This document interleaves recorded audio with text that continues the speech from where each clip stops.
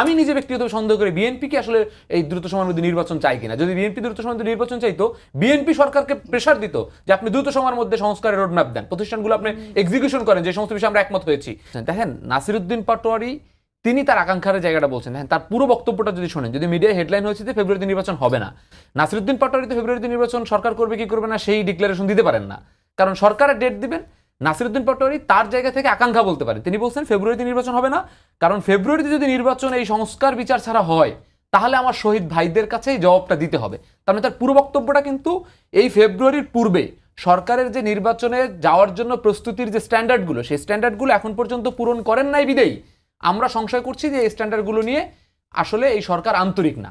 আমরাও চাই যে সরকার প্রস্তুত হয়ে উঠুক। দেখেন দ্বিতীয় এই নির্বাচন, একটা সুষ্ঠু নির্বাচন করার প্রস্তুতি কি, সেটা হচ্ছে আপনি ভোট কেন্দ্রগুলো দখলমুক্ত করে আপনাকে সুষ্ঠু নির্বাচন করতে হবে।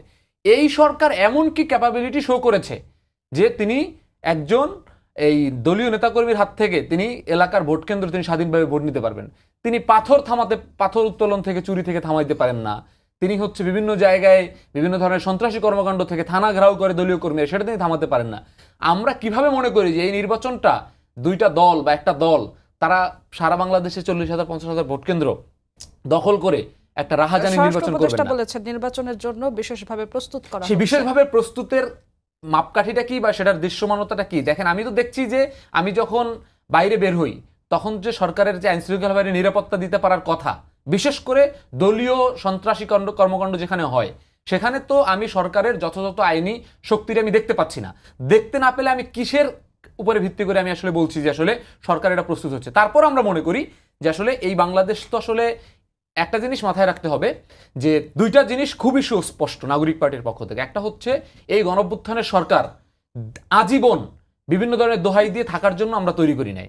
আবার এই গণঅভ্যুত্থানের সরকার কোনো ধরনের সংস্কার এবং কাঠামোগত পরিবর্তন ছাড়া, প্রাতিষ্ঠানিক সংস্কার ছাড়া তাড়াহুড়ো করে শুধুমাত্র ক্ষমতা হস্তান্তর করবে সেজন্য এই গণঅভ্যুত্থানের সরকার হয় না। তাহলে তিনি 3 মাসের মধ্যে নির্বাচন দিয়ে চলে যেত।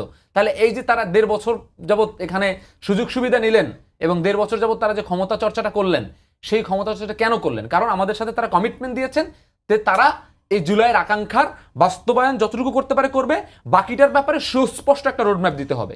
এই সুস্পষ্ট রোডম্যাপটা আমরা এখন পর্যন্ত সরকারের জায়গা থেকে দেখছি না, এবং সেই জায়গা থেকে যে সমস্ত রাজনৈতিক দলগুলো এই সুস্পষ্ট রোডম্যাপের বিষয়ে এবং এই সংস্কারগুলোর বিষয়ে স্পষ্ট রোডম্যাপ চাচ্ছেন না, আমরাও মনে করি তারাও নির্বাচনের বিষয়ে আন্তরিক কিনা আমার ব্যক্তিগতভাবে সেটা নিয়ে সন্দেহ তৈরি হয়। বিশেষ করে বিএনপির কথাই আমি বলি, বিএনপি যখন সরকারের কাছে সুস্পষ্ট রোডম্যাপের বিষয়ে চাপ দেয় না, আমি নিজে ব্যক্তিগতভাবে সন্দেহ করি বিএনপি কি আসলে এই দ্রুত সময়ের মধ্যে নির্বাচন চাই কিনা। যদি বিএনপি দ্রুত সময়ের মধ্যে নির্বাচন চাইতো, বিএনপি সরকারকে প্রেসার দিত যে আপনি দ্রুত সময়ের মধ্যে সংস্কারের রোডম্যাপ দেন, প্রতিষ্ঠানগুলো আপনি এক্সিকিউশন করেন, যে সমস্ত বিষয়ে আমরা একমত হয়েছি, এইটা এক্সিকিউশন করে আপনি দ্রুত নির্বাচন দেন।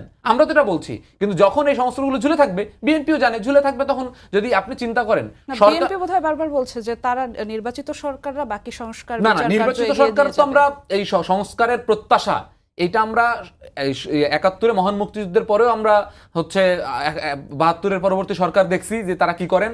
আমরা ৯০ গণঅভ্যুত্থানের পরেও দেখছি যে আসলে তিন জোটের যে রূপরেখা এবং সাধারণত একটা তত্ত্বাবধায়ক সরকারের যে ব্যবস্থা, সেইটা পর্যন্ত নির্বাচিত সরকাররা কমিটমেন্ট রাখতে পারে নাই। তার মানে আমাদের একটা সর্বদলীয় কমিটমেন্টের দরকার এবং সর্বদলীয় ঐক্যমতের ভিত্তিতে একটা বাস্তবায়নের একটা রূপরেখা দরকার। বিএনপি বলছে বিএনপির জায়গা থেকে বলতে পারে, কিন্তু আমি মনে করছি আপনি একটা জিনিস সিম্পলি চিন্তা করেন, এই সরকার একবারে ধুমায়া পড়ে চাইলো, একবার আন্তরিকভাবে চাইলো যে তারা ফেব্রুয়ারিতে নির্বাচন দিবেন কোনো ধরনের কোনো সংস্কার কিছু ছাড়া, এবং সংস্কার যে সমস্ত দলগুলো চায় সেই দলগুলো নির্বাচনে অংশগ্রহণ করলো না, তারা কিচ্ছু কোনো প্রতিবাদই করলো না, তারা কোনো ধরনের কোনো জ্বালাও পোড়াও করলো না, কোনো ধরনের কোনো মিছিলও করলো না, শুধুমাত্র এখানে 5টা দল অংশগ্রহণ করলো না। এটা কি নির্বাচন হওয়া সম্ভব? এটা কি বিএনপি জানে না? আমি জাস্ট শেষ করি 30 সেকেন্ডে। এটা বিএনপি জানে, কারণ বিএনপি সংস্কারের বিষয়ে জোর না দেওয়াটা আমি মনে করি নির্বাচন বিরোধী একটা আচরণ।